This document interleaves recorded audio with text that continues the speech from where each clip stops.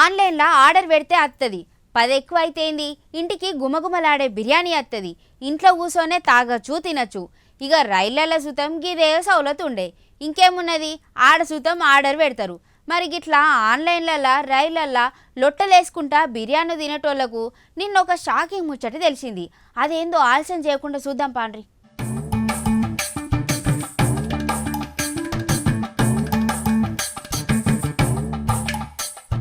ఒక ఆయన ముచ్చటపడి veg biryani order ఇస్తే అందులో చికెన్ ముక్కకు బదులు ఏకంగా లావుపాటి ఈగ ల్యాండ్ అయింది.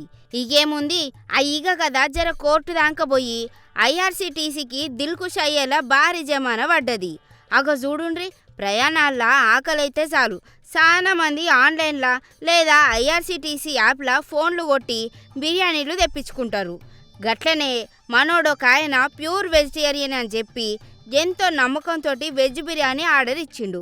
వేడి వేడి అన్నం పొగలు కక్కుతుంటే ప్లేట్లు వేసుకొని తిందాం అనుకునే లోపే బిర్యానీ మసాలాల ఒక ఈగ చచ్చి దేవులాడుతుందట. ఇక అది వెజ్ బిర్యానీ ఎట్టయితుంది, ఈగ బిర్యానీ లెక్క మారే వరకు కోపం వచ్చిందట.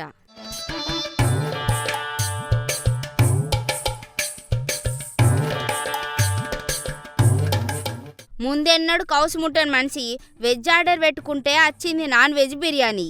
ఇక కోపం నశాలానికంటి కడుపు మండి తిన్నది ఒక్కసారిగా వాంతి తెచ్చుకున్నంత పనిచేసి గరమైండు. తిన్న బిర్యానీని అందులో ఈగను ఫోటోలు తీసి డైరెక్ట్ కన్జ్యూమర్ కోర్టులో కేసు పడేసిండు.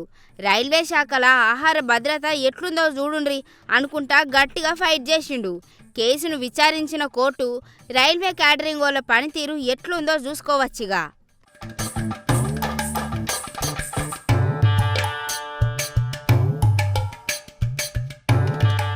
కస్టమర్లకు మంచి ఫుడ్ పెట్టనందుకు, మానసిక క్షోభకు గురి చేసినందుకు ₹1,00,000 జరిమానా వేసింది కోర్టు. ఒక్క ఈగ చేయబట్టి ₹1,00,000 బిల్లు పడ్డది పో.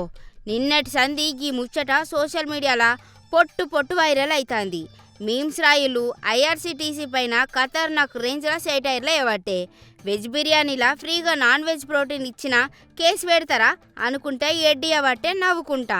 ఇక నాన్న జరట హోటళ్ళల్లో రైళ్లల్లో బిర్యానీలు తినే ముంగల మసాలా ముక్కలేవో ఈగలేవో చేతిలో భూతద్దం పట్టుకొని చూసి తినుర్రి. కానీ ఏ మాటకు ఆ మాట. ఆన్లైన్ ఫుడ్ కంపెనీలు ఇప్పటికన్నా జర బుద్ధి తెచ్చుకొని శుభ్రంగా వండాలులా.